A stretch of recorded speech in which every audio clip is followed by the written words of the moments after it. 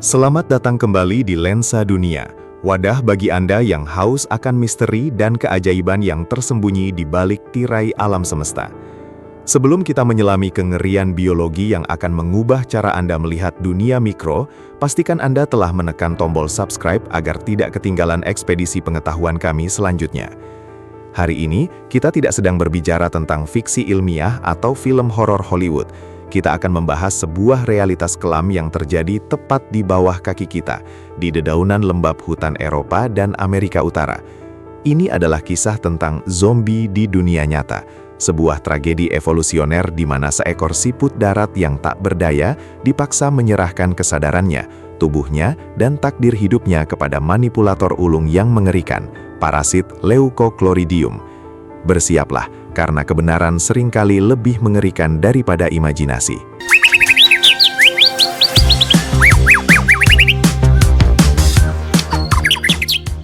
Perkenalkan Leucochloridium paradoxum, sebuah nama yang terdengar elegan, namun menyimpan kengerian mutlak. Ini bukanlah sekedar cacing pipih biasa, melainkan arsitek dari salah satu skenario perbudakan paling kompleks di alam liar. Parasit ini memulai hidupnya sebagai telur mikroskopis yang tersebar di kotoran burung, menunggu dengan sabar korban berikutnya. Keajaiban biologi yang mengerikan ini telah berevolusi selama jutaan tahun untuk satu tujuan tunggal, memastikan kelangsungan hidup spesiesnya dengan mengorbankan inang yang malang. Di mata sains, ini adalah bukti kecerdasan evolusi. Namun bagi siput Succinea atau siput amber, pertemuan dengan parasit ini adalah awal dari sebuah mimpi buruk yang tidak akan pernah mereka sadari, hingga ajal menjemput. Tragedi ini dimulai dari hal yang sangat sederhana, rasa lapar. Siput amber, penghuni area basah yang damai, mencari makan di dedaunan yang tertutup kotoran burung. Tanpa mereka sadari, di dalam kotoran tersebut terdapat ribuan telur Leucochloridium yang siap beraksi. Saat siput tersebut makan, telur-telur ini masuk ke dalam sistem pencernaannya. Di dalam perut siput yang gelap dan lembab, telur-telur tersebut menetas menjadi larva yang disebut Miracidia. Larva-larva ini kemudian bermigrasi menembus dinding usus dan masuk ke dalam hepatopankreas siput. Disinilah pusat metabolisme siput. Parasit ini mulai mengubah identitas biologis sang inang, mengisap nutrisi dan mempersiapkan diri untuk tahap transformasi yang paling mengerikan.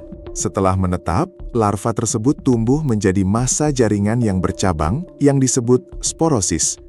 Bayangkan sebuah tumor yang hidup dan memiliki kehendaknya sendiri. Sporosis ini kemudian membentuk struktur panjang yang dikenal sebagai brood-sac atau kantung benih.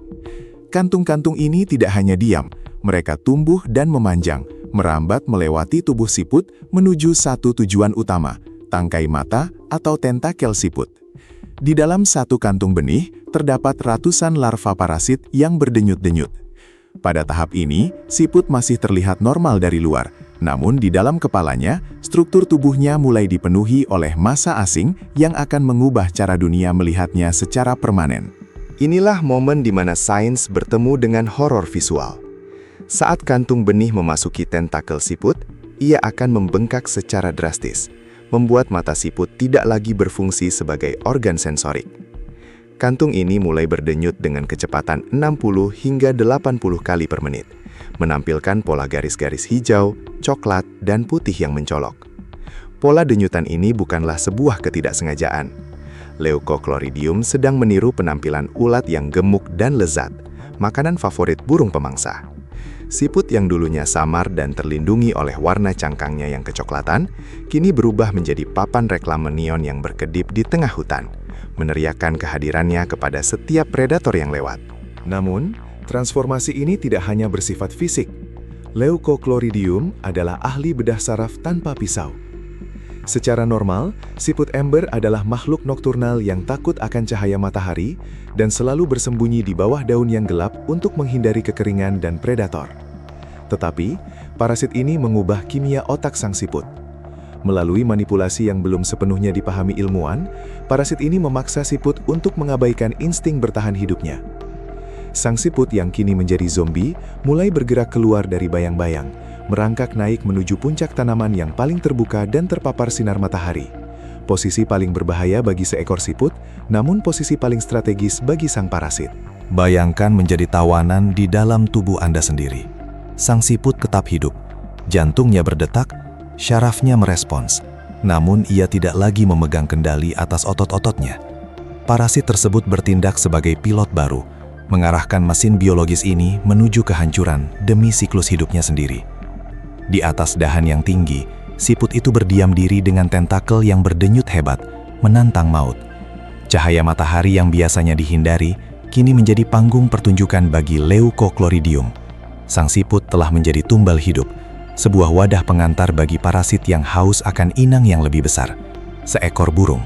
Dari kejauhan, seekor burung, mungkin seekor burung pipit atau kutilang, melihat sesuatu yang tampak seperti ulat besar yang sedang mengeliat di atas daun. Bagi burung tersebut, ini adalah kesempatan makan yang mudah dan bergizi. Tanpa ragu, burung itu menukik tajam. Disinilah ironi terbesar terjadi. Siput tersebut tidak dimakan secara utuh dalam sekali telan. Seringkali, burung hanya mematuk dan merobek tentakel yang berdenyut itu, menganggapnya sebagai mangsa yang terpisah. Rasa sakit yang luar biasa melanda tubuh siput. Namun, bagi Leucochloridium, ini adalah keberhasilan misi. Larva di dalam kantung benih kini berpindah dari tubuh siput ke dalam sistem pencernaan burung yang hangat. Yang lebih mengejutkan dari kisah tragis ini adalah daya tahan sang siput. Setelah kehilangan satu atau kedua tentakelnya karena serangan burung, siput tersebut tidak selalu mati. Secara luar biasa, siput memiliki kemampuan regeneratif. Ia akan merangkak kembali ke tempat yang aman, mencoba menyembuhkan luka-lukanya, dan menumbuhkan kembali tentakelnya yang hilang. Namun, ini bukanlah akhir dari penderitaannya. Sisa-sisa sporosis parasit masih bersarang di dalam tubuhnya. Begitu tentakel baru tumbuh, parasit tersebut akan mengirimkan kantung benih baru untuk mengisinya kembali. Siput ini terjebak dalam siklus penderitaan yang berulang, menjadi pabrik tanpa henti bagi keturunan sang parasit. Mari kita ikuti perjalanan sang parasit di dalam tubuh inang barunya, sang burung. Di dalam lingkungan asam lambung burung, larva Leucochloridium justru menemukan rumah yang sempurna. Mereka berkembang menjadi cacing pipih dewasa dan menempel pada dinding usus burung.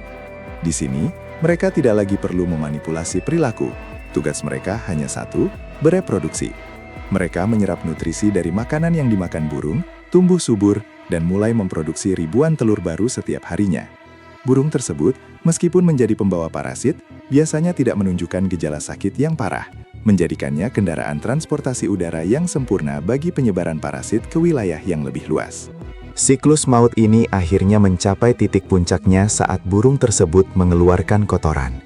Ribuan telur Leucochloridium terbungkus dalam kotoran burung, jatuh dari langit ke atas permukaan daun di lantai hutan. Di sana, mereka menunggu dengan sabar dalam kelembapan, menanti seekor siput lapar berikutnya yang lewat. Dengan jatuhnya kotoran tersebut, siklus hidup yang rumit, cerdas, sekaligus mengerikan ini resmi dimulai kembali dari nol. Alam telah merancang sistem di mana kematian dan manipulasi adalah bahan bakar bagi kehidupan spesies lain, menciptakan rantai ketergantungan yang sulit diterima oleh akal sehat manusia. Mengapa alam menciptakan sesuatu yang begitu kejam? Dari sudut pandang evolusi, Leucochloridium adalah sebuah mahakarya. Ia tidak memiliki otak besar, namun ia mampu memanipulasi dua spesies yang jauh lebih kompleks darinya, siput dan burung. Ini adalah contoh dari extended phenotype atau fenotipe yang diperluas, di mana gen parasit mengekspresikan dirinya melalui perilaku inangnya.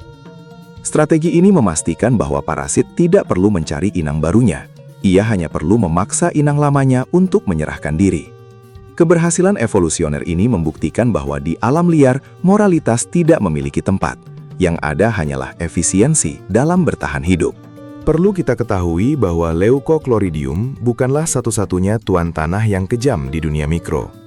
Fenomena manipulasi inang ini juga ditemukan pada jamur Cordyceps yang mengubah semut menjadi zombie atau tawon permata yang mengubah kecoa menjadi pengasuh bagi telurnya. Namun, Leucochloridium menonjol karena penggunaan mimikri visual yang begitu dramatis dan manipulasi fototaksis yang sangat spesifik. Fenomena ini mengingatkan kita bahwa di balik ketenangan hutan yang indah, sedang berlangsung perang biologis yang sangat canggih, di mana kesadaran inang hanyalah variabel yang bisa diatur oleh parasit yang lebih dominan. Bagaimana tepatnya parasit ini memaksa siput untuk mencari cahaya? Para peneliti menemukan bahwa parasit ini memengaruhi neuron yang merespons cahaya pada siput. Normalnya, siput memiliki fototaksis negatif, menjauhi cahaya. Tetapi, Leucochloridium membaliknya menjadi fototaksis positif. Ini adalah salah satu bentuk rekayasa saraf paling murni di alam. Parasit ini mungkin tidak memiliki tangan untuk mengemudi, tetapi ia memiliki kunci kimia yang tepat untuk membuka dan mengubah sistem navigasi inangnya.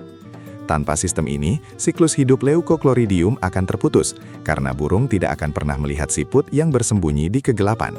Meskipun terlihat seperti adegan dalam film horor, peran parasit ini dalam ekosistem sangatlah penting. Parasit bertindak sebagai pengontrol populasi dan pendorong evolusi. Mereka memaksa inang untuk mengembangkan sistem kekebalan yang lebih kuat dan strategi bertahan hidup yang lebih cerdik. Tanpa tekanan dari parasit seperti Leucochloridium, keseimbangan alam mungkin akan terganggu. Mereka adalah bagian dari jaring makanan yang rumit, memastikan nutrisi berpindah dari satu tingkat trofik ke tingkat trofik lainnya, dari siput yang memakan detritus ke burung predator yang menguasai langit. Leucochloridium paradoxum pertama kali dideskripsikan oleh naturalis Jerman, Christian Gottfried Ehrenberg pada tahun 1835. Sejak saat itu, para ilmuwan telah terpesona dan merasa ngeri dengan mekanisme kerjanya. Selama abad ke-20, penelitian lebih mendalam mengungkapkan betapa sinkronnya denyutan kantung benih dengan intensitas cahaya matahari, membuktikan bahwa parasit ini bahkan mengetahui kapan waktu terbaik untuk tampil di depan pemangsa. Penemuan ini mengubah cara pandang ahli biologi terhadap parasit, dari yang awalnya dianggap sebagai penumpang pasif menjadi manipulator aktif yang sangat cerdas. Melihat kisah siput zombie ini, kita dipaksa untuk merenungkan makna kehendak bebas. Jika seekor siput bisa dikendalikan sepenuhnya oleh organisme kecil di dalam dirinya, apakah kita yakin bahwa setiap tindakan kita adalah murni pilihan kita sendiri? Alam seringkali memberikan cermin yang tidak nyaman bagi manusia. Tragedi siput amber bukan sekadar fakta biologi, melainkan pengingat betapa rapuhnya batas antara kontrol dan kekacauan. Di lensa dunia, kita melihat bahwa keindahan alam seringkali berjalan beriringan dengan kekejaman yang tak terbayangkan, dan keduanya sama-sama layak untuk dikagumi. Pada akhirnya, siput amber tetaplah salah satu pahlawan tanpa tanda jasa dalam teater alam yang kejam ini. Ia menanggung beban yang tak terbayangkan, menjadi inang bagi kehidupan yang bukan miliknya, dan seringkali bertahan hidup melalui mutilasi yang mengerikan. Meskipun kita menyebutnya sebagai zombie, siput ini adalah simbol ketahanan hidup yang luar biasa. Ia tidak menyerah begitu saja. Ia terus merangkak, terus makan, dan terus hidup meskipun tubuhnya telah menjadi medan tempur bagi spesies lain. Sebuah kisah tentang ketabahan di tengah penindasan biologis yang absolut. Mari kita rangkum perjalanan luar biasa ini, dari kotoran burung ke perut siput, dari hepatopankreas ke mata yang berdenyut, dari puncak dahan ke paruh burung, dan kembali lagi ke tanah. Leucochloridium paradoxum telah menciptakan jalur sirkuit yang hampir mustahil untuk diputus. Setiap tahapannya adalah bukti dari adaptasi yang sangat presisi. Dunia kita dipenuhi oleh kisah-kisah seperti ini, di mana kehidupan tumbuh subur di celah-celah penderitaan, menciptakan simfoni alam yang megah, namun menghantui. Terima kasih telah menemani kami dalam perjalanan mendalam ke sisi gelap alam liar di lensa dunia. Kisah siput zombie ini hanyalah satu dari jutaan rahasia yang masih terkunci di luar sana. Jika Anda merasa video ini memberikan perspektif baru, jangan ragu untuk memberikan like dan bagikan pendapat Anda di kolom komentar. Apakah menurut Anda parasit ini adalah penjahat alam atau justru mahakarya evolusi? Pastikan Anda tetap berlangganan untuk dokumenter epik lainnya. Saya pamit, dan ingatlah, dunia ini jauh lebih luas dan lebih misterius daripada yang bisa kita lihat dengan mata telanjang. Sampai jumpa di penjelajahan berikutnya.